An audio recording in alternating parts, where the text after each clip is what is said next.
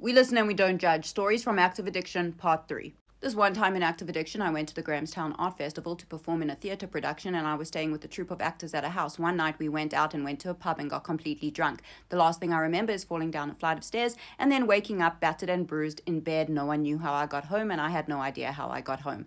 Years later, I was at a club and an old friend of mine came up to me and said, "Hey, remember that time I found you passed out in the street in Grahamstown and it took us 2 hours to find your way home?" This one time in Active Addiction, I blacked out and got out of control at a club, and the next thing I know, I woke up in the back room and the club owners had to come and let me out in the morning. This one time in Active Addiction, I had just gotten out of my second rehab and I thought I could go out and have a drink with some of my old using friends. We went to a pub, and the next thing I remember is waking up in my mom's bed with a hospital band on and my mom crying next to me. Apparently that night she had gotten a call that I had been escorted to the hospital. When she got to the hospital, I was being escorted out of the hospital because apparently I was crying about how the newborn babies had no idea how shit life was going to be.